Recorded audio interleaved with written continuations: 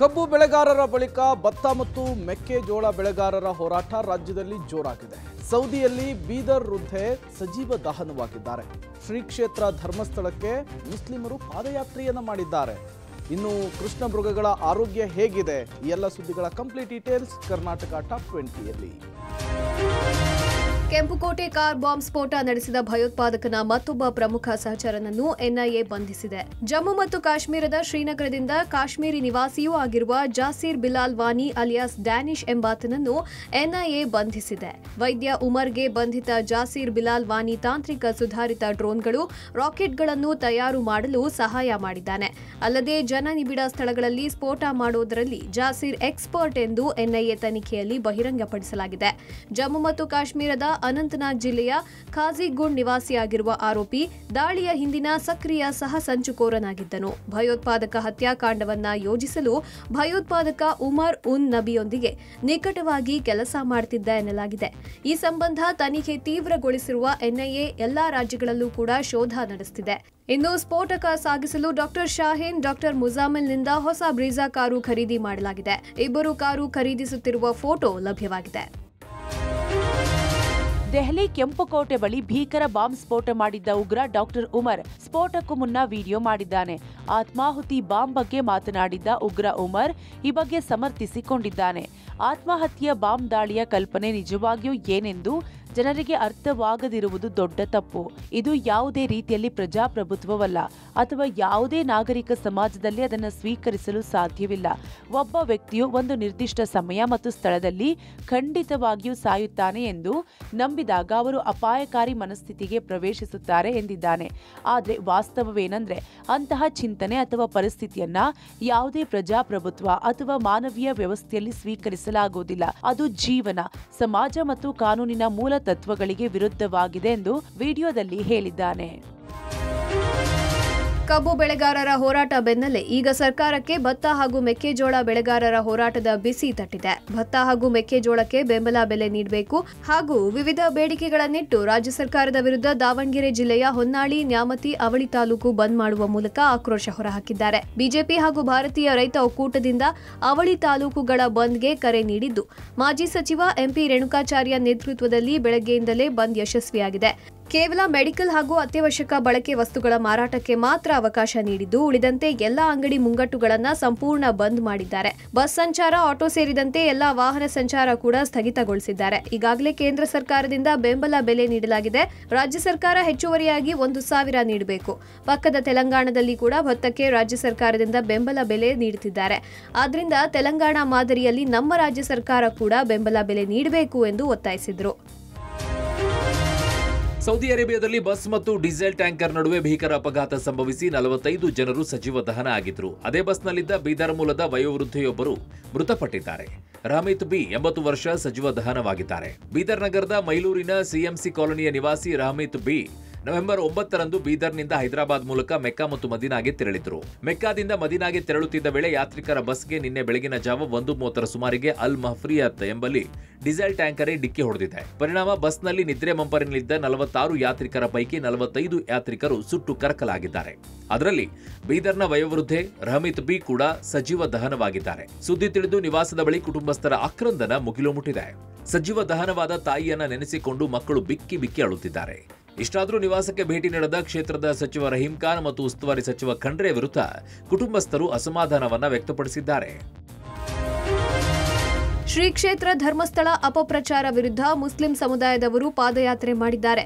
ಲಕ್ಷ ದೀಪೋತ್ಸವದ ಸಂದರ್ಭದಲ್ಲಿ ಪಾದಯಾತ್ರೆ ಮೂಲಕ ಚಿಂತಕ ತನ್ವೀರ್ ಅಹ್ಮದ್ ಉಲ್ಲಾ ನೇತೃತ್ವದ ತಂಡ ಧರ್ಮಸ್ಥಳಕ್ಕೆ ಆಗಮಿಸಿದೆ. 10 ದಿನಗಳ ಹಿಂದೆ ಬೆಂಗಳೂರಿನಿಂದ ಹೊರಟಿದ್ದ ತನ್ವೀರ್ ಅಹ್ಮದ್ ಉಲ್ಲಾ ನೇತೃತ್ವದಲ್ಲಿ ತಂಡ ಇಂದು ಪಾದಯಾತ್ರೆ ಮೂಲಕ ಧರ್ಮಸ್ಥಳಕ್ಕೆ ಆಗಮಿಸಿದ್ದಾರೆ.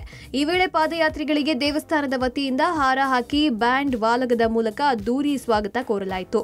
ಶ್ರೀ ಕ್ಷೇತ್ರ ಧರ್ಮಸ್ಥಳದಲ್ಲಿ ನಡೆಯುತ್ತಿರುವ ಲಕ್ಷ ದೀಪೋತ್ಸವದ ಕಾರ್ಯಕ್ರಮ ಹಿನ್ನೆಲೆ ಸರ್ವಧರ್ಮ ಸಮ್ಮೇಳನವೂ ನಡೆಯಿತು. ಕಾರ್ಯಕ್ರಮದಲ್ಲಿ ಸಚಿವ ಎಂಬಿ ಪಾಟೀಲ್, ಧರ್ಮಸ್ಥಳದ ಧರ್ಮಾಧಿಕಾರಿ ಡಾಕ್ಟರ್ ವೀರೇಂದ್ರ ಹೆಗಡೆ ಸೇರಿದಂತೆ ಅನೇಕರು ಭಾಗಿಯಾಗಿದ್ದರು. ಈ ವೇಳೆ ನಮ್ಮ ಪಾದಯಾತ್ರೆ ಉದ್ದೇಶ ಒಂದೇ, ಶ್ರೀ ಕ್ಷೇತ್ರ ಧರ್ಮಸ್ಥಳದ ಒಳ್ಳೆ ಕೆಲಸ ಕಣ್ಣಾರೆ ನೋಡಬೇಕು ಎಂದು ತನ್ವೀರ್ ಅಹ್ಮದ್ ಹೇಳಿದ್ದಾರೆ. ಶ್ರೀ ಕ್ಷೇತ್ರ ಧರ್ಮಸ್ಥಳ ಪ್ರೀತಿ ಪ್ರೇಮದ ದೇಗುಲ. ಇಲ್ಲಿಗೆ ಬಂದು ನಮ್ಮ ಅಪೇಕ್ಷೆ ಮೀರಿ ಖುಷಿಯಾಗಿದೆ ಎಂದರು. ಬೆಳಗಾವಿಯಲ್ಲಿ ಕೃಷ್ಣ ಮೃಗಗಳ ಮರಣ ಮೃದಂಗ ಮುಂದುವರೆದಿದೆ. ಕೃಷ್ಣ ಮೃಗಗಳ ಸಾವಿನ ಸಂಖ್ಯೆ 31ಕ್ಕೆ ಏರಿಕೆಯಾಗಿದೆ. ಇನ್ನುಳಿದ 7 ಕೃಷ್ಣ ಮೃಗಗಳನ್ನ ಬದುಕಿಸಿಕೊಳ್ಳಲು ಮೃಗಾಲಯ ಸಿಬ್ಬಂದಿ ಹರಸಾಹಸ ಪಡ್ತಾ ಇದ್ದಾರೆ. ಇನ್ನು ಈ ಬಗ್ಗೆ ಬೆಂಗಳೂರಿನಲ್ಲಿ ಪ್ರತಿಕ್ರಿಯಿಸಿದ ಸಚಿವ ಈಶ್ವರ್ ಖಂಡ್ರೆ, ಕೃಷ್ಣ ಮೃಗಗಳ ಸಾವಿನ ಪ್ರಕರಣದ ತನಿಖೆ ನಡೀತಾ ಇದೆ. ಕೃಷ್ಣ ಮೃಗಗಳ ಸಾವು ವಿಚಾರ ನನ್ನ ಗಮನಕ್ಕೆ ಬಂದ ಬಳಿಕ ಬನ್ನೇರುಘಟ್ಟ ಮೈಸೂರು ಮೃಗಾಲಯದಿಂದ ತಜ್ಞರು ಹೋಗಿ ಪರಿಶೀಲಿಸುತ್ತಿದ್ದಾರೆ. ಕೃಷ್ಣ ಮೃಗಗಳ ಸಾವು ಬ್ಯಾಕ್ಟೀರಿಯಲ್ ಇನ್ಫೆಕ್ಷನ್ನಿಂದ ಕೊರೋನಾ ಮಾದರಿಯಲ್ಲಿ ಇದು ಹಬ್ಬಿ ಕೃಷ್ಣ ಮೃಗಗಳು ಸಾವನ್ನಪ್ಪಿವೆ. ಎಲ್ಲ ಮುನ್ನೆಚ್ಚರಿಕಾ ಕ್ರಮ ತೆಗೆದುಕೊಂಡಿದ್ದೇವೆ. ಇಂದು ಬೆಳಗ್ಗೆ ಅಧಿಕಾರಿಗಳ ಜೊತೆಗೆ ಮಾತನಾಡಿದ್ದೇನೆ. 7 ಕೃಷ್ಣ ಮೃಗಗಳು ಕ್ಷೇಮವಾಗಿವೆ ಅಂತ ಅಧಿಕಾರಿಗಳು ಹೇಳಿದ್ದಾರೆ ಅಂತ ಹೇಳಿದರು. ಈ ಬ್ಯಾಕ್ಟೀರಿಯಲ್ ಇನ್ಫೆಕ್ಷನ್ದಿಂದ ಕೃಷ್ಣ ಮೃಗಗಳು ಮೃತಪಟ್ಟಿದ್ದಾವೆ. ಇನ್ನು 7 ಆರೋಗ್ಯಕರವಾಗಿದ್ದಾವೆ. ಆಂಟಿಬಯೋಟಿಕ್ಸ್ ಕೊಡ್ತಾ ಇದ್ದಾರೆ ಅವರಿಗೆ. ಈ ಏನು ಸೋಂಕಿದೆ ಅದು ಬೇರೆ ಎನ್ಕ್ಲೋಜರ್ಗೆ ತಗುಲದ ರೀತಿಯಲ್ಲಿ ನೋಡಿಕೊಳ್ಳುವಂತ ಒಂದು ವ್ಯವಸ್ಥೆಯನ್ನು ಮಾಡಿದ್ದಾರೆ. ಹಗಲಿರುಳು ಮೇಲ್ವಿಚಾರಣೆ ಮಾಡ್ತಾ ಇದ್ದಾರೆ. ಎಲ್ಲಾ ರೀತಿಯ ಕ್ರಮಗಳನ್ನು ತೆಗೆದುಕೊಳ್ತಾ ಇದ್ದಾರೆ. ಸಿಎಂ ಸಿದ್ದರಾಮಯ್ಯ ಪತ್ನಿ ಪಾರ್ವತಿ ಅವರ ಆರೋಗ್ಯ ಸ್ಥಿರವಾಗಿದೆ. ನಿನ್ನೆ ಅನಾರೋಗ್ಯದ ಹಿನ್ನೆಲೆ ಬೆಂಗಳೂರಿನ ಅಪೋಲೋ ಆಸ್ಪತ್ರೆಗೆ ದಾಖಲಾಗಿದ್ರು. ಸಿಎಂ ಸಿದ್ದರಾಮಯ್ಯನವರು ಆಸ್ಪತ್ರೆಗೆ ಭೇಟಿ ನೀಡಿ ಪತ್ನಿ ಪಾರ್ವತಿ ಅವರ ಆರೋಗ್ಯ ವಿಚಾರಿಸಿದ್ರು. ಪ್ರಧಾನಿ ಮೋದಿ ಭೇಟಿ, ಸಂಪುಟ ವಿಸ್ತರಣೆ ಸಂಬಂಧ ದೆಹಲಿಗೆ ತೆರಳಿದ್ದ ಸಿದ್ದರಾಮಯ್ಯನವರು ತಡರಾತ್ರಿ ದೆಹಲಿಯಿಂದ ಬೆಂಗಳೂರಿಗೆ ಆಗಮಿಸಿದ್ರು. ವಿಮಾನ ನಿಲ್ದಾಣದಿಂದ ನೇರವಾಗಿ ಆಸ್ಪತ್ರೆಗೆ ಆಗಮಿಸಿ ಐಸಿಯುನಲ್ಲಿರುವ ಪತ್ನಿಯ ಆರೋಗ್ಯ ವಿಚಾರಿಸಿದ್ರು. ನಂತರ ಅರ್ಧ ಗಂಟೆಗೂ ಹೆಚ್ಚು ಕಾಲ ವೈದ್ಯರ ಜೊತೆ ಸಿಎಂ ಸಮಾಲೋಚನೆ ನಡೆಸಿದ್ರು. ಇಂದು ಆಸ್ಪತ್ರೆಯ ಆಡಳಿತ ಮಂಡಳಿ ಪಾರ್ವತಿ ಅವರ ಹೆಲ್ತ್ ಬುಲೆಟಿನ್ ಬಿಡುಗಡೆ ಮಾಡಿದೆ. ಸದ್ಯ ಪಾರ್ವತಿ ಅವರ ಆರೋಗ್ಯ ಸ್ಥಿರವಾಗಿದ್ದು ಶ್ವಾಸಕೋಶದ ಸಮಸ್ಯೆಗೆ ಚಿಕಿತ್ಸೆ ನೀಡಲಾಗುತ್ತಿದೆ. ಸಿಎಂ ಪತ್ನಿ ಪಾರ್ವತಿ ಅವರನ್ನ ಐಸಿಯುಯಿಂದ ವಾರ್ಡ್ಗೆ ಶಿಫ್ಟ್ ಮಾಡಿರುವ ವೈದ್ಯರು ಚಿಕಿತ್ಸೆಯನ್ನ ಮುಂದುವರೆಸಿದ್ದಾರೆ. ಅಪೋಲೋ ಆಸ್ಪತ್ರೆಯ ಸೀನಿಯರ್ ಕಾರ್ಡಿಯಾಲಜಿಸ್ಟ್ ಬಿಸಿ ಶ್ರೀನಿವಾಸ್ ನೇತೃತ್ವದಲ್ಲಿ ಚಿಕಿತ್ಸೆ ಮುಂದುವರೆದಿದೆ. ಕರ್ನಾಟಕದ ಹಲವು ಜಿಲ್ಲೆಗಳಿಗೆ ತೀವ್ರ ಶೀತಗಾಳಿಯ ಎಚ್ಚರಿಕೆಯನ್ನ ಹವಾಮಾನ ಇಲಾಖೆ ನೀಡಿದೆ. ಈಗಾಗಲೇ ಶೀತಗಾಳಿಯ ಎಫೆಕ್ಟ್ ಜೋರಾಗುತ್ತಿದ್ದು, ಇಂದಿನಿಂದ ನವೆಂಬರ್ 21ರವರೆಗೆ ರಾಜ್ಯದ ಹಲವು ಜಿಲ್ಲೆಗಳಲ್ಲಿ ಶೀತಗಾಳಿ ಬೀಸಲಿದೆ. ಹೀಗಾಗಿ ಕನಿಷ್ಠ ತಾಪಮಾನ ದಾಖಲಾಗಲಿದೆ ಎಂದು ಕರ್ನಾಟಕ ರಾಜ್ಯ ನೈಸರ್ಗಿಕ ವಿಕೋಪ ಉಸ್ತುವಾರಿ ಕೇಂದ್ರ ಮುನ್ಸೂಚನೆ ನೀಡಿದೆ. ಉತ್ತರ ಒಳನಾಡಿನ ಜಿಲ್ಲೆಗಳಲ್ಲಿ ಕನಿಷ್ಠ ತಾಪಮಾನವು ಸಾಮಾನ್ಯಕ್ಕಿಂತ 4 ರಿಂದ 6 ಡಿಗ್ರಿ ಸೆಲ್ಸಿಯಸ್ಗಿಂತ ಕಡಿಮೆಯಾಗುವ ಸಾಧ್ಯತೆ ಇದೆ. ಈ ಪ್ರದೇಶಗಳಲ್ಲಿ ತೀವ್ರ ಶೀತಗಾಳಿ ಬೀಸಲಿದ್ದು ಸಾರ್ವಜನಿಕರು ಮುನ್ನೆಚ್ಚರಿಕೆ ವಹಿಸಬೇಕು ಎಂದು ಎಚ್ಚರಿಕೆ ನೀಡಲಾಗಿದೆ. ಇನ್ನು ಈಗಾಗಲೇ ರಾಜ್ಯಾದ್ಯಂತ ತಾಪಮಾನ ಭಾರೀ ಕುಸಿತವಾಗಿದ್ದು 2-3 ದಿನ ಶೀತಗಾಳಿ ಇರಲಿದೆ ಎಂದು ಮುನ್ಸೂಚನೆ ನೀಡಲಾಗಿದೆ. ಇದೀಗ ರಾಜ್ಯದಲ್ಲಿ ಚಳಿ ಪ್ರಯಾಣ ತೀವ್ರಗೊಳ್ಳುತ್ತಿದೆ. ಉತ್ತರ ಒಳನಾಡಿನ ಜಿಲ್ಲೆಗಳಲ್ಲಿ ತಾಪಮಾನ ಭಾರೀ ಪ್ರಮಾಣದಲ್ಲಿ ಕುಸಿದಿದೆ. ಬೆಳಗ್ಗೆ ಹಾಗೂ ಸಂಜೆ ವೇಳೆ ಮಂಜು ಮುಸುಕಿದ ವಾತಾವರಣ ಕಂಡುಬರುತ್ತಿದೆ. ಮುಂದಿನ ದಿನಗಳಲ್ಲಿ ರಾಜ್ಯದ ಬಹುತೇಕ ಜಿಲ್ಲೆಗಳಲ್ಲಿ ತಾಪಮಾನ ಕುಸಿಯಲಿದ್ದು ಚಳಿ ಪ್ರಮಾಣ ಮತ್ತಷ್ಟು ಹೆಚ್ಚಾಗಲಿದೆ. ಅದರಲ್ಲೂ ಉತ್ತರ ಒಳನಾಡಿನ ಜಿಲ್ಲೆಗಳಲ್ಲಿ ಹೆಚ್ಚು ಚಳಿ ಇರಲಿದೆ ಎಂದು ಹವಾಮಾನ ಇಲಾಖೆ ಎಚ್ಚರಿಕೆ ಸಂದೇಶವನ್ನು ರವಾನೆ ಮಾಡಿದೆ. ಗಣಿಗಾರಿಕೆ ಸಚಿವಾಲಯದ ನಿಯೋಗವನ್ನ ಹೊತ್ತ ವಿಮಾನವೊಂದು ಅಪಘಾತಕ್ಕೀಡಾಗಿದೆ.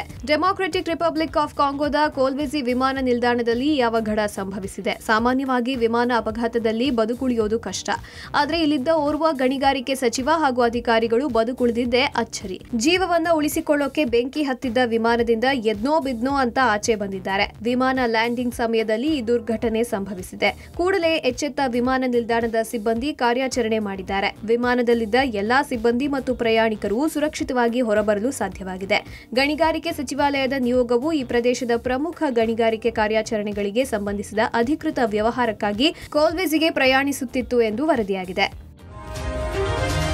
ಉಪಟಳ ನೀಡುತ್ತಿದ್ದ ಮತ್ತೊಂದು ಹುಲಿಯನ್ನ ಸೆರೆ ಹಿಡಿಯಲಾಗಿದೆ. ಮೈಸೂರು ಜಿಲ್ಲೆಯ ಸರಗೂರು ತಾಲೂಕಿನ ಹೊಸ ಬೀರವಾಳು ಗ್ರಾಮದ ಬಳಿ ಹುಲಿ ಸೆರೆ ಹಿಡಿಯಲಾಗಿದೆ. ಸುಮಾರು 6 ರಿಂದ 7 ವರ್ಷದ ತಾಯಿ ಹುಲಿ ಸೆರೆ ಸಿಕ್ಕಿದೆ. ತಾಯಿ ಹುಲಿ ಜೊತೆಗೆ 3 ಮರಿಗಳ ರಕ್ಷಣೆ ಮಾಡಲಾಗಿದೆ. ಡ್ರೋನ್ ಕ್ಯಾಮೆರಾ ಮೂಲಕ ಹುಲಿ ಚಲನವಲನ ಪತ್ತೆ ಹಚ್ಚಿದ ಅರಣ್ಯ ಇಲಾಖೆ ಸಿಬ್ಬಂದಿ ತಾಯಿ ಹುಲಿಗೆ ಅರವಳಿಕೆ ಮದ್ದು ನೀಡಿ ಸೆರೆ ಹಿಡಿದಿದ್ದಾರೆ. ರಾತ್ರಿ 2 ಮರಿ ಹುಲಿಗಳನ್ನ ರಕ್ಷಣೆ ಮಾಡಲಾಗಿತ್ತು. ಇಂದು ಬೆಳಗ್ಗೆ ಮತ್ತೊಂದು ಮರಿ ರಕ್ಷಣೆ ಮಾಡಲಾಗಿದೆ. 40ಕ್ಕೂ ಹೆಚ್ಚು ಸಿಬ್ಬಂದಿಗಳು ಸೆರೆ ಕಾರ್ಯಾಚರಣೆಯಲ್ಲಿ ಭಾಗಿಯಾಗಿದ್ದರು. ನಗು ವನ್ಯಜೀವಿ ವಲಯದಲ್ಲಿ ಸೆರೆಯಾದ ಈ ಹುಲಿ ಸೆರೆಯಾಗಿದೆ.